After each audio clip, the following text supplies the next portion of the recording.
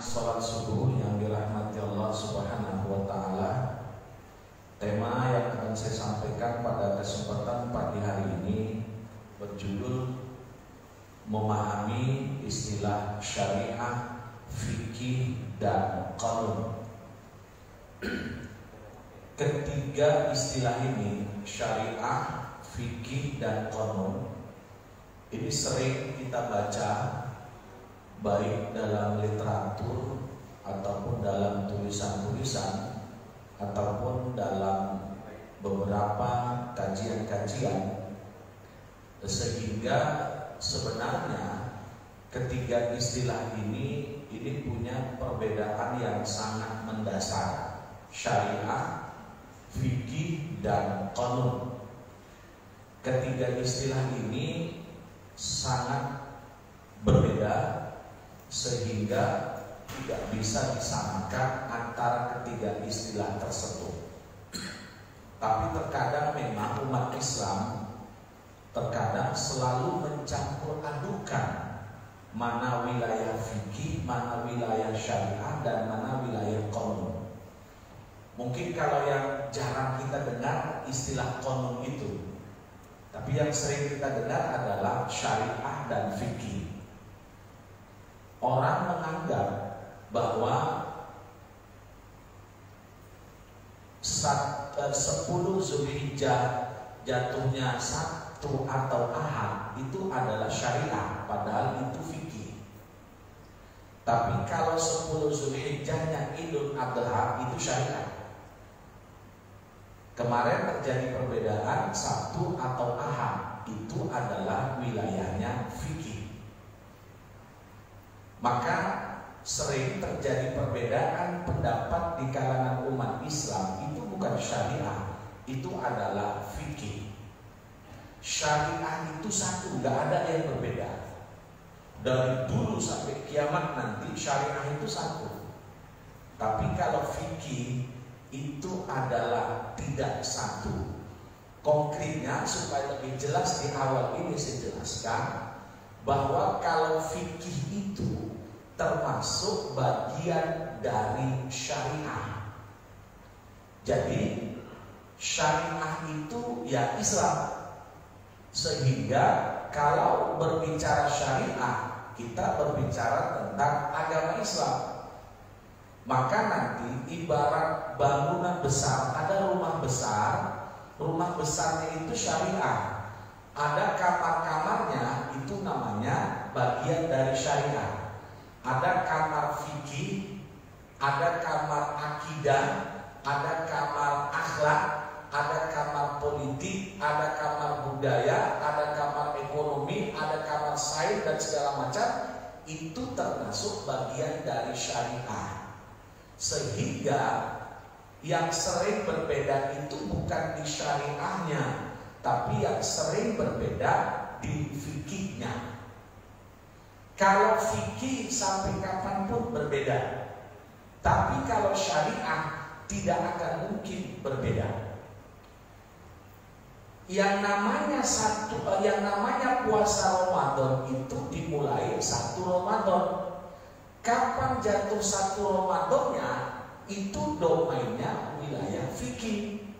Sehingga sering terjadi beberapa kali sering terjadi perbedaan di kalangan kita sebagai umat Islam. Jadi yang berbeda itu Bapak Ibu fikihnya, bukan syariahnya. Kita jelaskan ya. Secara etimologis itu bahasa.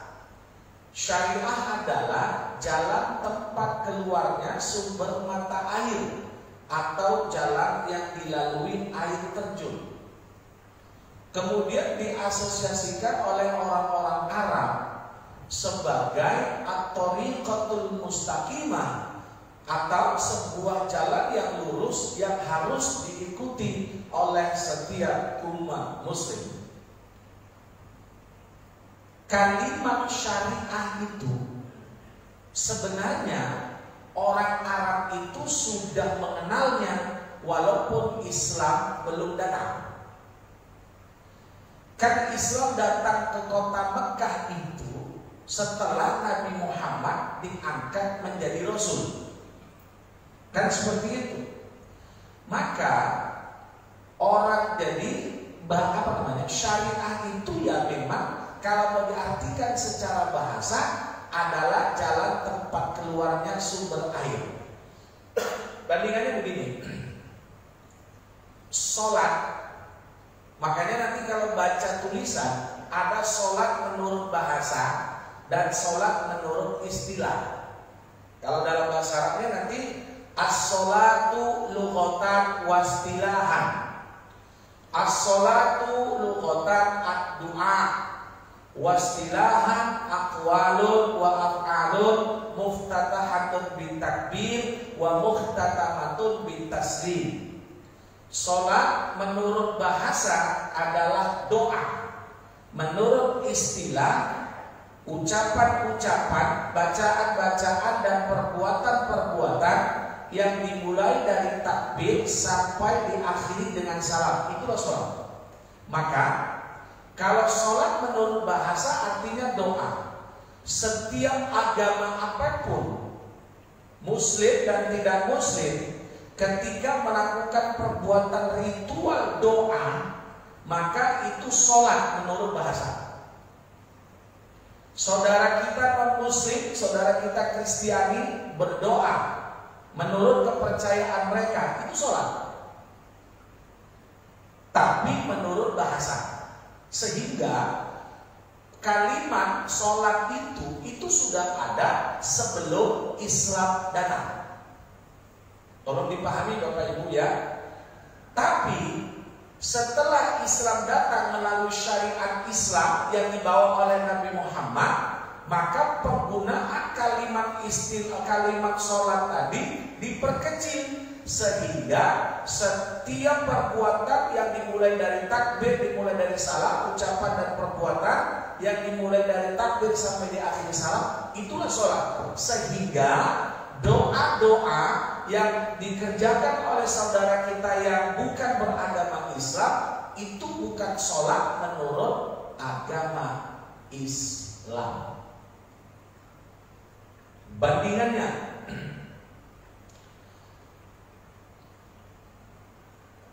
puasa, as-saum, al-imsak.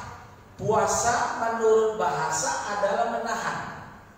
Setiap kegiatan yang namanya menahan itu namanya puasa. Menahan tidak melakukan perbuatan maksiat itu puasa. Menahan diajak orang untuk jalan-jalan kita tidak mau, itu kan istilahnya menahan. Itu juga puasa. Tapi lebih diperkecil menurut Islamnya puasa apa? Al-imsak anil muftirat min tulu'il fajri ila ghurubi syams. Perbuatan menahan diri dari segala yang membatalkan puasa dimulai dari terbit fajar sampai terbenam matahari. Itulah puasa menurut Islam. Jadi ada istilah lughatan, ada istilah-istilahan supaya mendekatkan pemahaman saja. Jadi sebenarnya penggunaan istilah syariah, kalimat syariah itu secara bahasa itu sudah ada sebelum Islam datang. Tapi setelah Islam datang nanti diperkecil lagi. Ya, jadi seperti itu. Maka syariah menurut bahasanya itu adalah sumber air, tempat keluar sumber air atau jalan yang dilalui oleh air terjun. Jadi kalau ada air terjun, tempat berjalannya air terjun itulah namanya syariah menurut bahasa. Atau sumber air, ya. Kemudian orang Arab mengasosiasikan yang namanya syariah itu adalah jalan yang lurus atau sebuah jalan yang lurus yang harus diikuti oleh setiap umat Islam. Jadi lebih diperkecil lagi. Kemudian pergeseran makna tersebut didasarkan pada pengandaian itu contoh, misalnya saja bahwa makhluk hidup pasti membutuhkan air sebagai sarana menjaga keselamatan dan kesehatan tubuh. Demikian juga untuk pengertian jalan yang lurus, di dalamnya mengandung maksud bahwa syariah sebagai petunjuk bagi manusia untuk mencapai keselamatan jiwa dan raga. Jadi bandingannya, pengandaiannya, kalau orang hidup butuh sumber air yang jernih untuk keselamatan kesehatan tubuh kita, itu syariah. Begitu juga bandingannya ketika kita hidup butuh jalan yang lurus untuk keselamatan jiwa dan raga, itu juga disebut dengan syariah. Itu bandingannya Pak ya. Ya ini mohon maaf agak 3 SKS sedikit lah ya. Gak apa-apa lah. Kita itu ngaji jangan surga neraka aja lah ya. Surga neraka itu sudah selesai lah, orang lain masuk surga insya Allah amin. Jadi itulah ya, ini harus seperti nanti dikit-dikit dikasih ya, supaya gak senam otak juga lah gitu Pak. Jadi begitu. Gak apa-apa. Ya, saya pengen ilmu kampus dibawakan ke masjid sehingga jamaah itu juga cerdas. Jadi seperti itu Pak ya. Nah, ini kalau di kampus ini mata pelajarannya ushul fikih ya, karena memang Islam itu ternyata kaya dengan disiplin ilmu. Islam itu punya semua. Kenapa umat Islam tidak mau mempelajarinya? Ya kan seperti itu. Maka perlu juga, saya sudah pernah sampaikan, perlu juga jamaah-jamaah kita ini dikasih materi tentang ekonomi Islam, tentang politik Islam, tentang budaya Islam, tentang seni Islam, tentang saintek Islam, tentang apa lagi ya, macam tentang kedokteran itu gimana, itu penting medis dalam Islam ya, itu penting dipelajari supaya kita itu kaya dengan ilmu. Kalau dulu mungkin kita di waktu kuliah ya, tapi kalau udah usia 60-an ini kan ya seharusnya itu juga ditingkatkan. Itu penting sebenarnya ya. Jadi makanya jamaah kita ini juga harus dicerdaskan. Saya yakin dan percaya masjid inilah titik sentral untuk peradaban Islam itu ya. Nah, di samping dengan kampus dan segala macam, tapi masjid ini harus dijadikan titik sentral peradaban Islam. Apa yang dimaksud peradaban Islam? Peradaban Islam itu bagaimana Islam bisa tumbuh dan berkembang sesuai dengan perkembangan zaman. Itu titik sentralnya di masjid. Jadi masjid itu bukan hanya mengurusi masalah sholat aja, bukan. Ya dulu kan Nabi Muhammad memberdayakan operasional masjid itu bukan hanya urusan agama saja, urusan ekonomi pun dibicarakan di dalam masjid. Sehingga apa, umat Islam itu harus cerdas. Jadi seperti itu Bapak Ibu ya. Ya mohon maaf ya kalau materinya agak puing-puing dikit lah. Tapi saya yakin bisa insya Allah. Pelan-pelan lah. Makanya agak dipoles itu bahasanya supaya agak lebih dipahami gitu. Karena kalau sudah dari awal jamaahnya ngantuk semua, dan saya agak bingung dia gitu. Apalagi kalau sudah jamaah subuhnya cari gaya itu paling enak itu. Ya, saya syukur kalau di sini ada tempat duduk saja gambar. Kalau misalnya nyarinya dia di bawah, jadi mau nyender susah. Diletakkan di tengah usah, mau nyender kayak mana kan? Jadi iya, mohon maaf Pak. Jadi itu harus saya sampaikan karena ini tanggung jawab secara keilmuan ya. Oleh karena itu, nah tadi sudah dijelaskan syariah menurut bahasa. Sekarang syariah menurut istilah, menurut syariah menurut Islamnya apa? Sementara menurut terminologis istilahnya syariah diartikan sebagai tata aturan atau hukum-hukum Allah yang disyariatkan oleh Allah kepada hambanya untuk diikuti.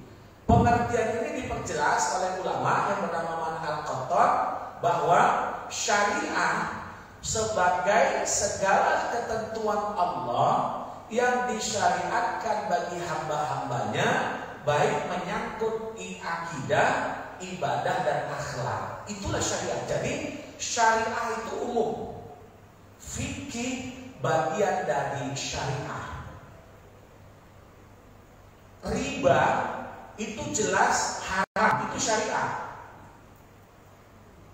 Al-Quran menjelaskan halallahu al-bai' wa harrama riba. Itu nggak bisa mengharamkan riba itu syariah. Tapi apakah bunga bank termasuk riba atau tidak, itu fikih. Maka terjadi perbedaan pendapat ulama. Kan begitu? Jadi jelas itu adalah syariah. Konkretnya, sholat subuh 2 rakaat itu syariah. Tapi kunut atau tidak kunut itu fikih. Lebih perkecil lagi kan? Kemudian doa dianjurkan setelah sholat itu adalah syariah. Tapi bagaimana tata cara sholat dan tata cara doa setelah sholat, mau berjamaah atau sendiri-sendiri, itu fikih. Maka kenapa umat Islam harus diributkan dengan masalah fikih? Karena memang itu wilayahnya berbeda. Sementara syariahnya itu harus sama. Nah, oleh karena itu syariah itu tidak bisa berbeda. Tapi kalau fikih bisa berbeda. Contoh konkretnya lagi, membaca amin setelah Fatihah dalam sholat. Ihdinas siratal mustaqim siratal ladzina an'amta 'alaihim ghairil maghdubi 'alaihim waladdallin. Amin. Baca aminnya itu dikuatkan amin atau pelan, itu kalau baca aminnya setelah Fatihah itu syariah. Tapi bagaimana cara baca aminnya, mau dikuatkan atau dipelankan, itu adalah fikih. Maka nanti ada seperti di suatu daerah itu aminnya nggak kuat, Pak. Ihdinas siratal mustaqim siratal ladzina an'amta 'alaihim ghairil maghdubi 'alaihim waladdallin. Udah gitu. Tahiyat awal, ketika tahiyat sholat jari telunjuk diginikan, itu syariah. Tapi apakah begini saja atau begini-begini, itu adalah fikih. Kenapa? Karena fikih hasil pemahaman ulama terhadap syariah itu. Jadi kalau sudah dijelaskan di awal tadi, sehingga akidah itu masuk syariah, ibadah itu masuk syariah, akhlak, muamalah dan lain segala macam itu masuk syariah. Sehingga kesimpulannya syariah itu adalah ketetapan Allah. Syariah itu adalah Al-Quran dan hadis. Itulah syariah. Jadi ketika diperjelas bahwa fikih itu bagian dari syariah, maka nanti dijelaskan apa perbedaan syariah dengan fikih. Bahkan syariah juga disebut sebagai agama. Dalam surah Al-Jasiyat ayat 18, Allah Subhanahu wa taala berfirman, "Tsumma ja'alnaka 'ala syari'atin minal amri fattabi'ha wa la tattabi' ahwa'al ladzina la ya'lamun." Jadi Pak Ibu, ternyata istilah syariah itu sudah ada di Al-Qur'an. Apa artinya? Kemudian kami jadikan kamu berada di atas suatu syariah peraturan dari urusan agama itu, maka ikutilah syariah itu dan janganlah ikuti hawa nafsu orang-orang yang tidak mengetahui. Sehingga Islam sama dengan syariah, syariah sama dengan Islam. Jadi kalau bicara Islam itulah syariah, tapi berbicara fikih bagian dari syariah. Ya, dipersingkat saja. Saya khawatir nanti makin diperluas makin agak buyar. Dipersingkat saja. Sekarang kita lihat perbedaan yang substansi apa. Pertama, ketentuan syariah terdapat dalam Al-Quran dan kitab-kitab hadis. Syariah yang dimaksud adalah wahyu Allah dan sunnah Nabi Muhammad SAW sebagai Rasulnya. Sedangkan fikih adalah sebuah pemahaman manusia yang memenuhi tentang syariah dan terdapat dalam kitab-kitab fikih. Makanya ada mazhab fikih. Kalau mazhab syariah nggak ada. Syariah itu mazhabnya nggak ada. Karena mazhab syariah itu satu: Hanafi, Maliki, Hambali, Syafi'i, Daud Zohiri, Ja'fari, kemudian nanti Sufyan Ats-Tsauri, itu mazhabnya mazhab fikih, bukan mazhab syariah, tapi adalah mazhab fikih. Contohnya begini, fikih Imam Syafi'i, artinya apa? Pemahaman Imam Syafi'i terhadap syariah. Karena syariah itu Al-Quran dan hadis. Maka pemahaman Imam Syafi'i terhadap Al-Quran dan hadis itu adalah fikih. Pemahaman Imam Maliki terhadap Al-Quran dan hadis itulah fikih.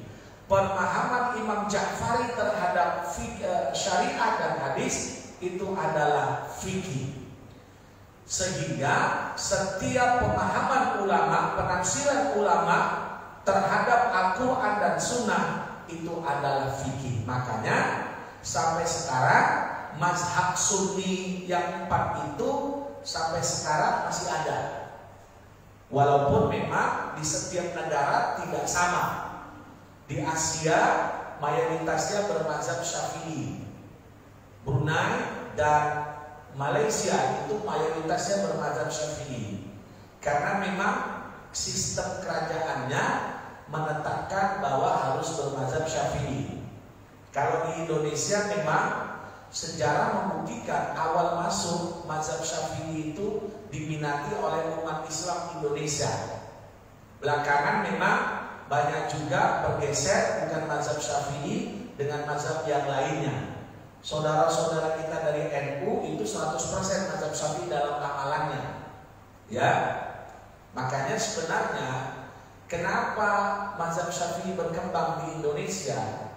Satu sebabnya adalah dulu sejarahnya banyak ulama-ulama kita, ulama Indonesia belajar ke Mekah Al-Mukarramah dan gurunya langsung bermazhab Syafi'i. Seperti Syekh Hasyim Asy'ari, tokoh NU, itu juga berguru di Mekah dengan guru-guru yang bermazhab Syafi'i. Pulang ke Indonesia, maka mazhab Syafi'i dikembangkan. Sebenarnya secara keilmuan ternyata memang Kiai Haji Ahmad Dahlan itu pelopor ataupun pendiri Muhammadiyah. Kan Muhammadiyah 1912, NU 1926, Al-Wasliyah 1930. Ormas Islam di Indonesia itu memang yang paling senior ya Muhammadiyah. Dan ternyata saya ada tulisan saya itu dalam bentuk penelitian. Memang kan Kiai Haji Ahmad Dahlan dengan Hasyim Asy'ari itu pernah mondok satu pondok sama, satu kamar pun Pak. Satu kamar di Jawa Tengah ya kalau nggak salah saya itu dengan Kiai siapa namanya Pak Bos? Ya Kiai Saudara belajar dan di sana memang dikembangkan mazhabnya mazhab Syafi'i. Maka sebenarnya secara fikihnya Kiai Haji Ahmad Dahlan itu dulu bermazhab Syafi'i. Saya ada bukunya, ada buku namanya Kitab Fikih Jilid Telu. Tulisannya itu Arab tapi Arab Pegon, Arab Jawi yang lama ya, tahun berapa itu. Di situ memang dijelaskan pendapat-pendapat Imam Kiai Haji Ahmad Dahlan itu. Contohnya azan Jumat 2 kali, sholat pakai musolli, ya kan? Kemudian taraweh 20 plus witir 23, subuh kunut. Itu memang fikihnya bermazhab Syafi'i. Kalau kita lihat dari fikih Imam Kiai Haji Ahmad Dahlan, kedua-duanya berangkat ke Timur Tengah. Nah di Timur Tengah nanti mulai berbeda. Kiai Haji Ahmad Dahlan lebih banyak berguru kepada tokoh-tokoh pembaruan Islam, termasuklah nanti Rasyid Ridho, kalau atasnya lagi Muhammad Abduh, Jamaluddin Al-Afghani. Pada waktu itu kan memang pembaruan Islam itu gerakan-gerakan tajdid pada waktu itu sangat besar perkembangannya. Makanya Kiai Haji Ahmad Dahlan dia nggak banyak kaji dengan ulama-ulama kita fikih dulu. Tapi kalau Syekh Hasyim Asy'ari itu banyak di situ, dan Kiai Haji Ahmad Dahlan lebih banyak ke dalam harokah gerakan-gerakan Islam pembaruan itu. Sehingga pulang mereka ke Indonesia, maka Muhammadiyah dulu lebih banyak boarding schoolnya. Ya, sekolah-sekolah yang modern pakai ya mau sekolah kalau Muhammadiyah, tapi kalau NU kan tidak melalui lembaga pesantren. Itu ciri khasnya. Sehingga kalau kita lihat sama sebenarnya fikihnya itu fikih bermadzhab Syafi'i.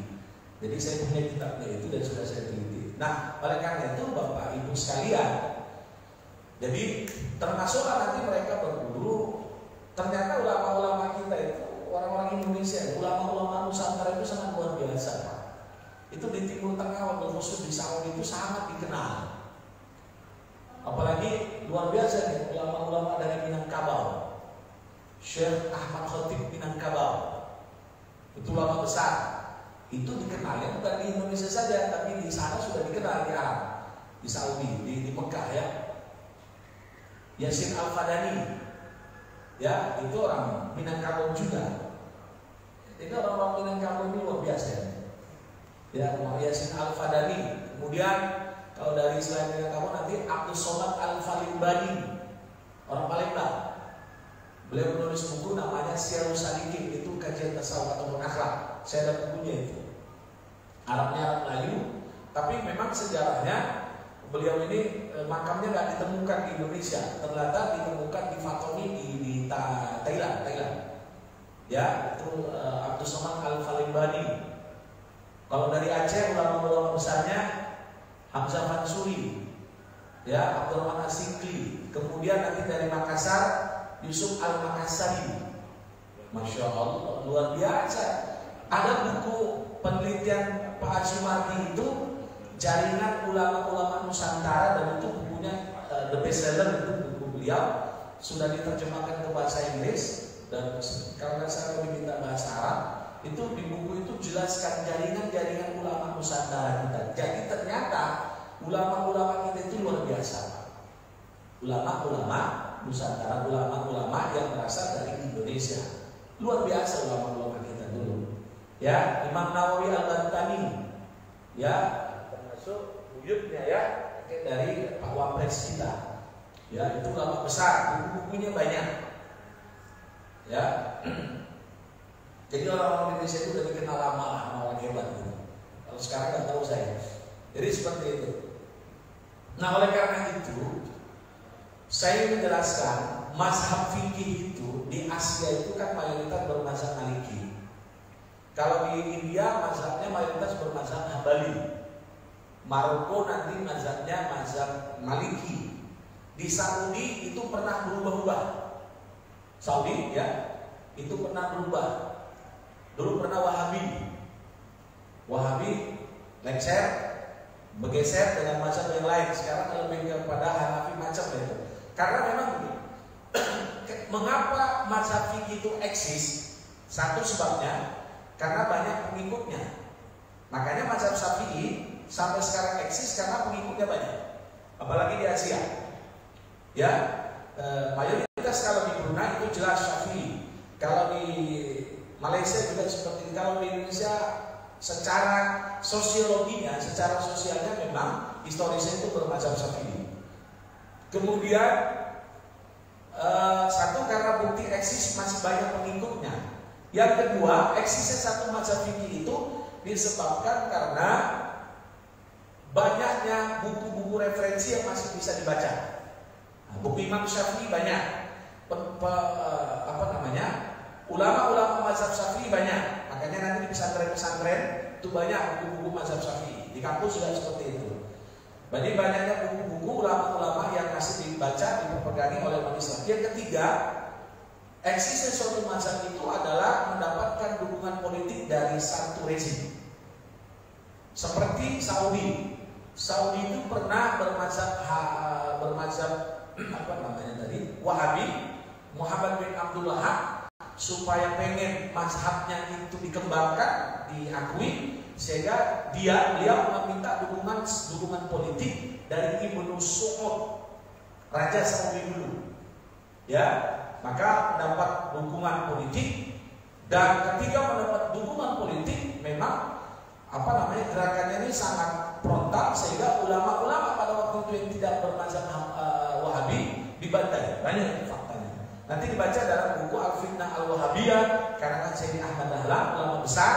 berasal dari Mekah dan banyak ulama-ulama Indonesia yang berguru ke sana. Termasuk tadi Ahmad Khatib Minangkabau, termasuk Mbak Abdul Somad Al-Filibani dan segala macam ulama besar kita di Indonesia.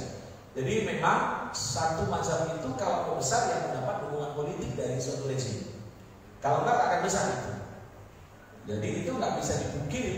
Itulah mazhab, makanya di Saudi. Nah sekarang mazhab Saudi lebih liberal lagi dengan adanya MBS itu, Muhammad bin Salman kan lebih liberal lagi itu kan. Nah, jadi seperti itu. Nah kalau di Indonesia ini memang unik. Tidak ada lembaga yang mengatur mesti bermazhab apa, sehingga mazhab apapun masuk. Mazhab gabungan pun banyak di Indonesia. Mazhab campur aduk, comot sana, comot sini, ya macam lah itu. Makanya saya pernah ngomong Bapak Ibu sekalian, di Indonesia ini jualan apa aja laku. Mau aliran sesat laku, nabi palsu pun laku. Banyak itu pengikutnya. Hebat di Indonesia ini. Pokoknya dagang apapun di Indonesia laris. Ya, jadi seperti itu. Lah dulu ada di daerah Jawa Sunda itu, daerah sana itu Cirebon, agama Jasud, ya namanya itu Kimin lagi kan. Bapak bayangin, ada pengikutnya, ada. Di Jakarta yang mengaku Jibril, malaikat siapa namanya, Lia Eden itu kan jelas itu. Itu difatwakan oleh MUI sesat, sekarang udah meninggal. Ada di Indonesia, laris manis. Makanya pangsa pasarnya di Indonesia ini besar. Ahmadiyah baik Qadian ataupun Lahore di Indonesia ini laris manis. Ya apa faktornya? Banyak faktornya tentunya ya. Jadi Bapak Ibu, eksisnya suatu mazhab fikih itu tidak terlepas dari banyaknya penganutnya, banyak bukunya, ya referensinya, kemudian tadi dapat dukungan politik.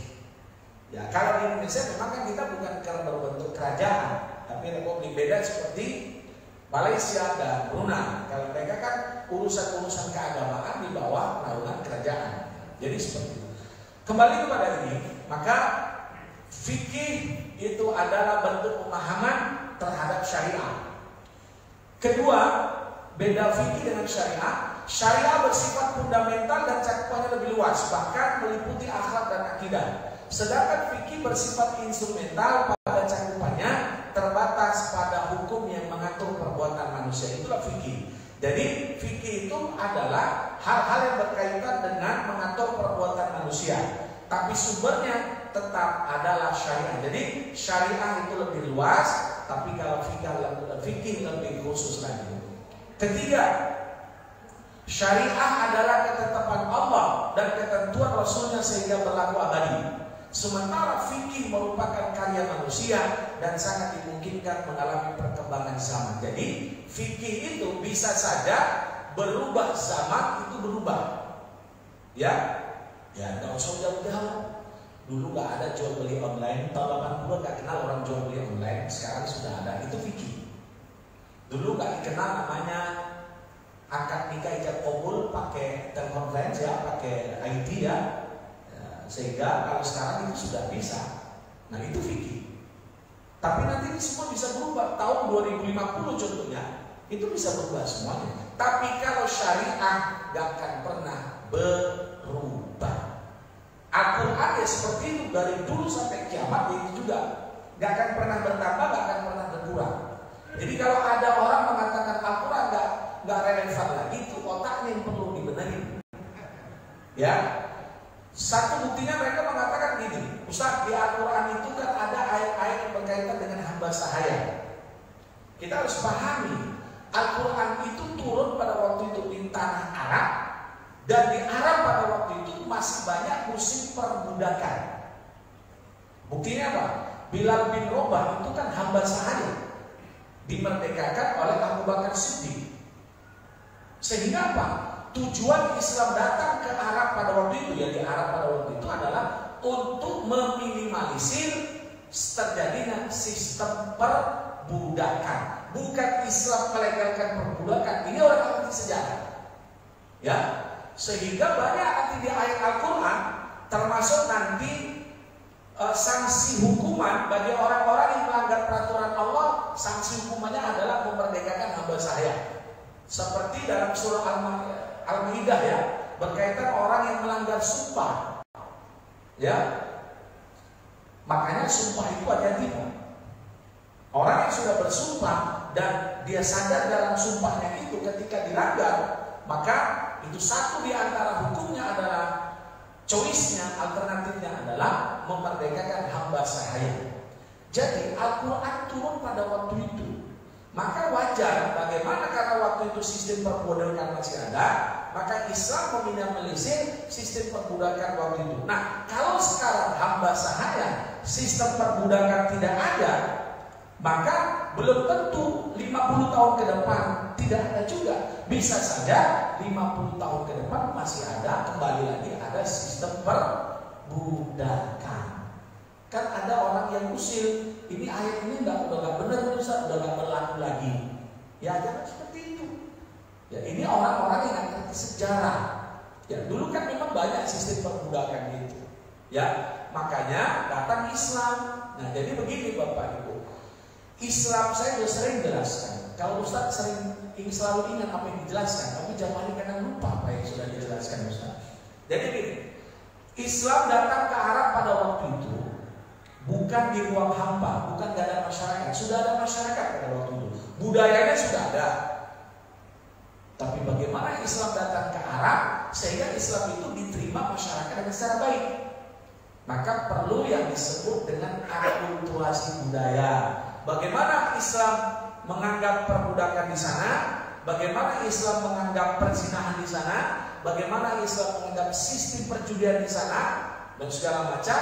Maka ada satu caranya di bumi hanguskan, artinya sama sekali nggak dipakai budaya. Yang kedua sama sekali terus semuanya dipakai. Yang ketiga dikombinasi, dipakai dengan catatan. Jadi seperti itu.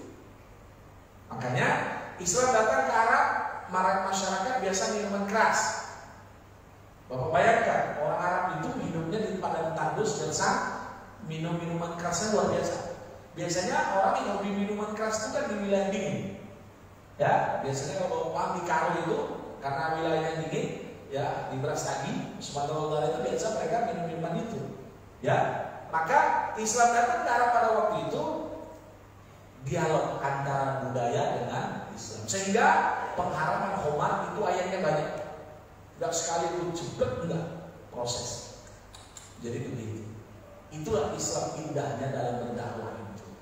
Ya sama juga Islam datang ke Jawa, masyarakat Jawa sudah punya budaya wayang, sudah ada budaya beduk, sudah ada budaya yang namanya pasang sesajen sebelum Islam datang ya. Karena apa? Karena memang budaya agama sebelum Islam datang ke Jawa bukan Islam. Masuk Islam datang, maka terjadi dialog antara Islam Wali Songo dengan budaya, sehingga wayang dipakai selama itu tidak bertentangan dengan syariat seperti gamelan dan segala macam. Itulah yang dipakai oleh Sunan Kalijaga. Ya mungkin karena Sunan Kalijaga itu disimpulkan pakai belangkon, padahal belum tentu juga ya. Kita ini tahu foto-foto Wali Songo itu kan itu mungkin rekayasa aja itu. Apa pas gambarnya seperti itu Pak? Belum tentu juga itu. Bapak baca nanti buku tulisan karya Imam Al-Ghazali. Imam Ghazali digambarkan di situ fiksinya kepalanya botak, jenggotnya tebal. Itu belum tentu Imam Ghazali. Ya itu hanya sekedar rekayasa saja. Maka kalau Sunan Kalijaga karena dia dikenal Kalijaga, maka dia dipakaikan belangkon. Jadi padahal belum tentu itu. Tapi saya ingin mengatakan bahwa yang namanya belangkon itu adalah budaya. Jadi makanya udah nggak usah tengker. Orang sebelum azan sholat pakai beduk, silakan. Beduk itu bukan syariat, beduk itu bukan Islam, beduk itu adalah adat. Ya monggo saja. Kalau yang syariat ya pakai azan, Allahu Akbar, itu azannya, itu syariatnya. Ya pakai beduk, ini cacat itu. Beda lagi nanti Islam datang ke tanah Batak, itu beda lagi. Jadi itu dia akulturasi budaya. Jadi kita jangan kaku banget Pak dengan budaya kita ya. Selama tidak bertentangan silakan, tapi kalau bertentangan jangan dipakai. Nah oleh karena itu fikih bisa berbeda. Fikih sholat orang Medan itu beda dengan fikih sholat orang Jakarta. Masalah waktunya. Waktu sholat orang Medan kalau di jam ya mungkin beda, lebih lama. Nah, di sana setengah jam, bedanya dengan di sini. Jadi itu bukan masalah fikih sholatnya, tapi waktu sholat. Jadi begitu. Jadi kalau kita kemarin Idul Adha hanya ada yang Sabtu sama Ahad, itu udah nggak usah tuker. Bagi yang Sabtu Lebaran, ya maka puasa hari Arafahnya hari Jumat, clear. Bagi yang Lebarannya hari Ahad, puasa hari Arafahnya hari Sabtu, udah nggak usah tuker. Jadi yang penting 10 Zulhijjah itu Idul Adha, itu tak boleh dikotak-katik. Ya, tapi kapan 10 Zulhijjahnya di kita ini itu terjadi perbedaan. Kemarin riwayat ya, di-share lah. Wah, tanggal 9 Juli itu baru 10 Zulhijjah. Ya itu kan kalender itu dibuat pada masa lalu. Makanya kita melihat Lebaran 2024 sudah bisa di sekarang. Tapi untuk kapan pastinya, makanya ada namanya sidang isbat. Itu pentingnya. Kalau itu kan perkiraan semuanya. Jadi yang bisa, wah ini pemerintah ini nggak jelas. Wah, bukan nggak jelas, kita yang pemahamannya nggak jelas. Karena itu tadi kita berislam melalui medsos. Itu yang usaha itu jadi sekarang. Padahal itu liburnya kan, kalender itu kan dibuat sebelumnya. Nah, kan ada hari libur-libur nasional, kan sudah ditetapkan oleh Kementerian PMK. Bisa lah, Ustaz ini nggak benar lah. Itu kalender yang benar, yang salah pahaminya. Ya sidang isbatnya tetap jadi seperti itu. Syariah hanya satu, oke? Sedang fikih berjumlah banyak, oke ya. Selanjutnya qanun. Qanun adalah undang-undang atau hukum positif yang berlaku di suatu wilayah hukum. Qanun yang berlaku di suatu negara Islam bisa saja bersumber dari sejumlah hasil fatwa atau gabungan dari beberapa mazhab fikih, namun yang telah distandarisasikan atau dibakukan, sehingga berbentuk aturan yang rinci terdiri dari beberapa bab, pasal, ayat, kutip, dan seterusnya. Secara umum, qanun bersifat mengikat dan wajib dilaksanakan, dan sering juga tercantum sanksi dan hukuman yang harus dijatuhkan. Contoh qanun yang konkret di Nangor Aceh Darussalam. Nangor Aceh Darussalam karena dia dapat otonomi khusus melalui undang-undang, maka Nangor Aceh Darussalam, Aceh punya undang-undang sendiri namanya qanun. Qanun berkaitan tentang pidana Islam. Walaupun nanti di Aceh pidana Islamnya itu masih dipiring, tidak pidana ringan. Kalau kita lihat hanya berkisar tentang kholwat. Kholwat itu laki sama perempuan berduaan tanpa mahram. Makanya mereka ada namanya polisi syariah. Ya kan? Dirazia, ketangkep, bawa di sidang, putusan pengadilan. Kalau memang mereka dinyatakan bersalah, dicambuk. Itu namanya qanun. Jadi itu kan berasal dari hukum Islam. Jadi hukum Islam, sumbernya hukum Islam ditransformasi menjadi hukum di suatu daerah. Itu namanya qanun. Orang yang berjudi di Aceh itu ada qanunnya. Sehingga ketika mereka berjudi ditangkap oleh polisi syariah, tetap melalui proses pengadilan. Setelah diputuskan pengadilan maka mereka bersalah, hukumannya cambuk. Itu adalah qanun. Qanun ini sumbernya dari hukum Islam. Kalau sudah dibuat qanun, maka ini mengikat. Dan ini ada sanksinya.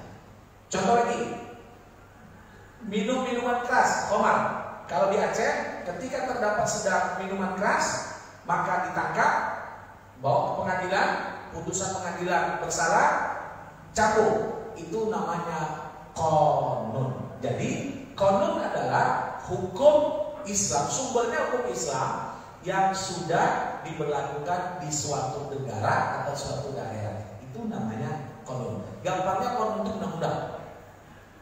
Undang-undang di Indonesia ini banyak produk sumbernya hukum Islam yang sudah dibuat hukum nasional. Satu, Undang-Undang Nomor 1 Tahun 74 Pernikahan, Perkawinan. Undang-Undang tahun 2004 itu Undang-Undang Wakaf. Undang-Undang Zakat tahun 2011. Undang-Undang Perbankan Syariah, Undang-Undang Haji. itu semuanya adalah sumber hukumnya itu undang-undangnya berasal dari hukum Islam dijadikan hukum nasional. Itulah qanun. Kemudian kompilasi hukum Islam. Kompilasi hukum Islam itu adalah fikih, beberapa fikih, pendapat ulama-ulama fikih gabungan atau satu yang dibahas oleh ulama-ulama cendekiawan muslim kita dulu, sehingga dibahas, dijadikan satu hukum yang sama, dijadikan pedoman oleh masyarakat muslim Indonesia, dan inilah menjadi buku wajib referensi rujukan bagi para hakim di pengadilan agama. Itu adalah qanun. Nah, itu contoh konkretnya. Jadi qanun lebih bersifat diperkecil lagi. Jadi gini, kalau mau diringkaskan, syariah itu paling tinggi, bagian syariah adalah fikih, bagian fikih itu adalah qanun. Bisa Pak ya? Gak pusing ya Pak ya? Ya ini kan tergantung siapa yang jelasin sebenarnya. Jadi begitu. jadi begitu Pak ya. Contoh qanun tuh konkret di Aceh dah. Udah begitu. Jadi di Malaysia juga ada qanun, di Brunei ada. Timur Tengah seperti Maroko itu ada qanunnya. Kenapa? Karena dia adalah hasil dari hukum Islam dijadikan hukum nasional. Sampai di sini silakan kalau ada pertanyaan. Silakan Pak. Ibu silakan Bapak Ibu. Silakan Pak.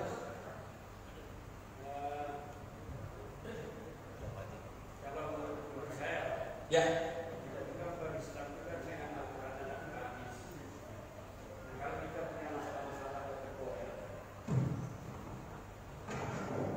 masalah kontemporer yang tidak ada di dalam Al-Quran hadis, baru kita merujuk kepada masa. Menurut Syafi'i bagaimana, menurut Ambali bagaimana, menurut Hanafi bagaimana, menurut Maliki bagaimana, sehingga kita bisa memilih satu dari empat. Tapi kenyataannya yang terjadi di Indonesia ini bukan seperti itu. Kelihatannya orang Islam itu orang Islam Syafi'i, Islam Maliki, Islam Ambali. Sehingga kalau kita lihat ada grup, saya nggak tahu apakah mereka Ambali atau apa gitu ya, maka dia membid'ahkan semua persoalan itu. Padahal itu sekali Bapak akan itu kan itu fikih. Kalau mau kerjakan kerjakan, kalau berusaha kamu sendiri. Kalau tidak mau kerjakan ya tidak usah dikerjakan gitu. Nah itu menurut pendapat saya. Menurut Bapak bagaimana? Karena orang sekarang masuk ke masjid ini masjid Muhammadiyah. Saya pernah ngomong sama salah satu pengurus ya, saudara Pak, ini masjid rumah Allah. Semua Islam itu masuk, apakah Muhammadiyah, NU, Ahmadiyah, apa saja kalau dia sedang sholat masuk, tidak usah dipertanyakan. Ini masjid Muhammadiyah. Nanti orang itu bilang ini masjid NU. Kan udah salah kaprah ya Pak. Itu menurut saya Pak. Terima kasih mohon penjelasan. Ya, itulah kadang terjadi distorsi ya. Sehingga saya pernah menguji mahasiswa baca doa iftitah. Jadi mahasiswa nanya ke saya, Pak, mau doa iftitah NU atau Muhammadiyah? Ya doa iftitah itu ya doa iftitah. Ya mau pakai. Jadi ada sekarang anak-anak mahasiswa itu seperti itu. Saya bilang doa iftitah yang sesuai dengan sunnah. Itu tidak ada sesuai dengan sunnah. Itu ada dua macam. Ada pakai Allahu Akbar kabira, ada yang pakai Allahumma baik. Pak ini, ya udah. Jadi yang lucu lagi Pak, coba sholat subuh deh. Sholat subuh mana? Sholat subuh ala NU atau ala Muhammadiyah? Repot jadinya. Jadi nggak ada. Saya mengatakan gini, masalah NU Muhammadiyah itu aksesoris saja itu. You nggak ditanya nanti dalam kubur. Ya, you Islam ini sama apa? Muhammadiyah nggak ditanya itu. Satu saya ingin betul Pak. Saya sependapat dengan Bapak bahwa yang jadi problem itu tadi pola pikir umat Islam itu. Padahal saya ingin jelaskan, kalau yang namanya fikih itu pasti berbeda. Kalau sudah berbeda, jangan membid'ahkan. Ini bahaya. Sekarang ini saya jelaskan, kalau wilayah fikih itu namanya khilafiyah. Khilafiyah itu berbeda. Kalau sudah namanya berbeda, jangan saling mengkafirkan. Wah, sesat Anda. Maksud apa? Nih, contoh aku pakai yang paling sunnah, celananya sampai kemari katanya. Ya, saya bilang orang standarisasi sunnah kok begitu, saya bilang. Ini nggak boleh seperti itu. Masalah itu kan Nah itu kan yang contoh konkretnya gini. Menutup aurat itu syariah. Tapi bagaimana tata cara menutup aurat itu adalah fikih. Ada yang mau pakai celana agak naik betis sedikit, ada yang lebih dalam sampai kemana lagi. Jadi ternyata mereka juga itu beda paham. Ada yang sampai dia di bawah betis benar, ada yang sampai di sini, tapi ada yang seperti saya mengatakan itu wilayahnya fikih. Jadi kalau wilayahnya fikih ya sudah, nikmati saja perbedaan itu, nggak bisa disamakan. Lah kalau sudah wilayahnya fikih nggak benar, saling menyalahkan, saling membid'ahkan, betul itu Pak Haji. Yang jadi problem itu sebenarnya bukan mazhab fikihnya, orangnya. Maka ada yang nanya sama saya, ini Ustaz boleh pindah mazhab enggak? Yang nggak boleh itu pindah agama, itu mekatan, nggak akan boleh. Tapi kalau hanya pindah mazhab, monggo. Saya mengatakan gini, tanpa kita sadari itu pun sering pindah mazhab kok. Saya mengklaim, mungkin orang mengklaim Bapak mazhab Pak Syafi'i, betul. Bapak ketika zakat fitrah pakai apa? Pakai uang Ustaz. Bapak nggak Syafi'i tulen. Kalau Syafi'i tulen pakai beras. Karena di mazhab Syafi'i nggak ada pendapat yang membolehkan pakai uang. Ternyata Bapak pindah mazhab. Contoh lain lagi, tawaf, Baitullah. Bapak kalau wudhu, kalau tawaf bersentuh dengan perempuan istri batal nggak Pak? Batal Ustaz. Enggak. Nah, berarti Syafi'i ini nggak tulen kalau namanya Syafi'i batal. Makanya apalagi dalam keadaan darurat. Jadi yang menjadi masalah sekarang itu umat Islamnya. Pengikut mazhab itu kadang yang mengkotak-kotakan sehingga wah ini mazhab NU, ini mazhab Muhammad. Nggak ada itu. Yang namanya masjid ya masjid umat Islam. Mungkin ketika subuh nggak pakai kurung diklaim itu adalah mazhab masjidnya Muhammadiyah, itu kadang yang salah.